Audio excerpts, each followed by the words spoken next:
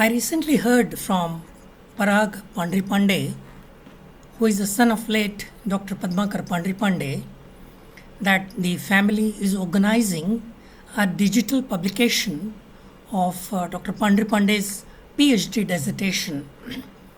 As someone who knew Professor Pandharipande intimately, I thought it fit to speak few words about him and my impressions about him. In the early 80s, the City College boasted of having some of the best and the brightest faculty in Nagpur. To name a few, Dr. G.M. Kulkarni in political science, his younger brother Professor S.M. Kulkarni in Marathi, Dr. Shenwai in economics, Dr. S.W. Bakhle and Professor Savangikar in philosophy, Professor Bapat in psychology, just to name a few. In that educational firmament or galaxy, if you will, one star shone brightly in the horizon, and that was late Dr. Padmakar Pandharipande. Professor Pandharipande taught me psychology from 1966 till 1970. His classes were always eagerly sought after by students. Felicity of language and deep command over subject made his sessions enjoyable as well as insightful. If there were any awards those days about who was the best and the most loved and admired teacher, the choice would unhesitatingly would have fallen on him for sure. His PhD dissertation, if I recall, was on achievement motivation and was carried out under the supervision of Dr. Dani from Jabalpur. I think it was around the early 80s he took a sabbatical and went to the National Institute of Motivational and Institutional Development, popularly known as NIMID, in Pune, to pursue research on achievement motivation and entrepreneurship. He worked, if my memory serves me right, with the late Manohar Nadkarni, who himself was an eminent psychologist and a behavior science expert. NIMID was in those days a pioneering institute in the field of motivational development based on the principles of behavioral science. It started with the entrepreneurship development programs in the most backward districts and evolved a unique methodology suitable to Indian ethos. It conducted among its various activities training for trainers, training program to strengthen the entrepreneurship development movement in India, and so on. Along with the entrepreneurship programs, the institute also undertook management sophistication, institutional development, and community development programs. I fondly recall meeting Mr. Nadkarni at the Administrative Staff College in Hyderabad for a seminar, and his reminiscence about Dr. Pandharipande's work in NIMID in very glorified terms made me so happy to recall the seminal contribution of Dr. Pandharipande. I was so enthused with his work on both achievement motivation and entrepreneurship that spurred me into doing various projects on entrepreneurship in Africa and Bangladesh. The inspiration for my work largely came from the teachings of Dr. Pandharipande. The insight and realization that entrepreneurship is not confined to one single element of achievement motivation, as is commonly believed, but in fact is a constellation of several elements like inclusiveness, firmness, empathy, listening ability, passion for work, locus of control, metacognition, conscientiousness, openness to new experiences, grit, resilience, and more importantly, a growth mindset helped me to carry out my projects successfully. As I mentioned, Dr. Pandey was a fantastic teacher. In my view, a teacher's work is largely resembles the work of a jurist.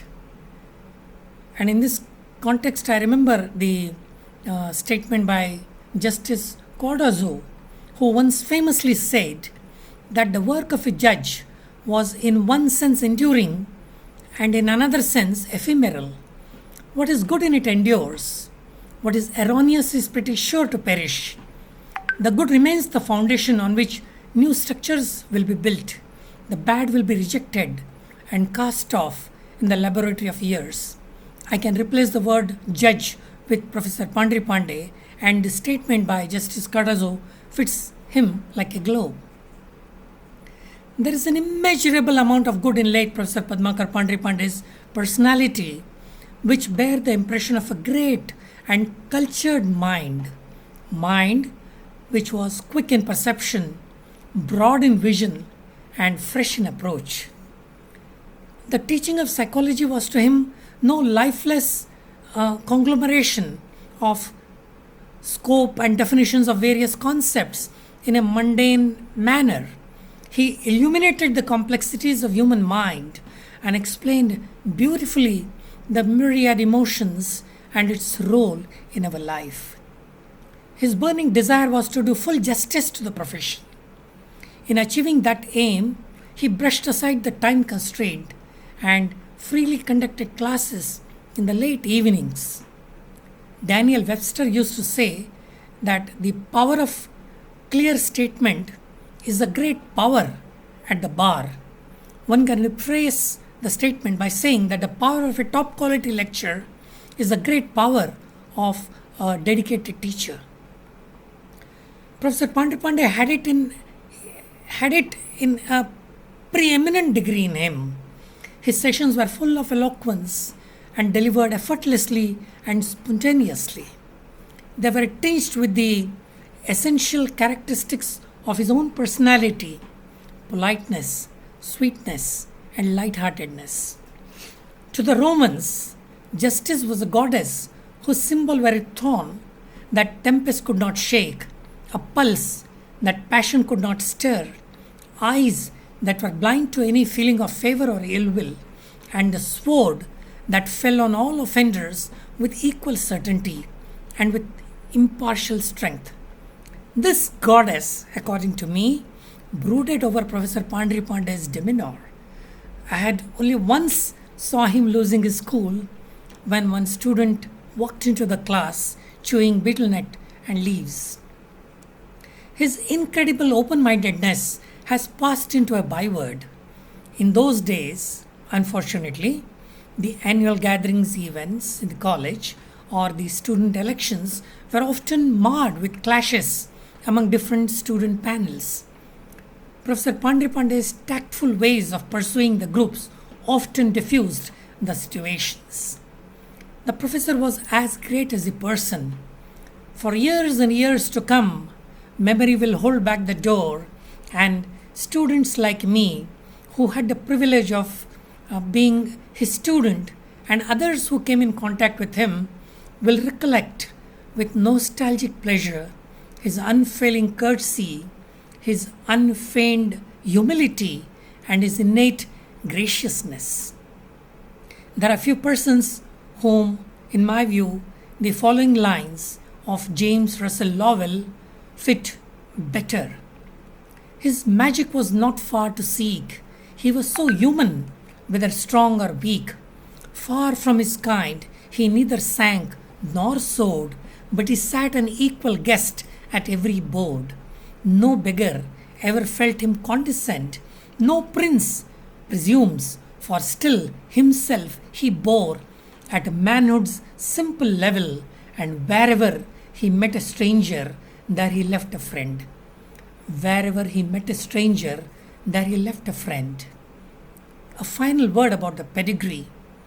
I firmly believe that what we are and how we develop ourselves depends significantly on our genetic templates. Of course, environment has its role to play. Nonetheless, it was his father, late Bayaji Pandharipande, a legend in his own lifetime and a pioneer of many educational institutions, must have had a role to play in shaping his son's career and personality. It is equally gratifying to note that Dr. Pandharipande's children are carrying forward Dad's legacy of nobility and graciousness further. I offer my humble tributes to late Dr. Padmakar Pandharipande and wish all the very, very best for the digital publication of his PhD dissertation. Thank you very much.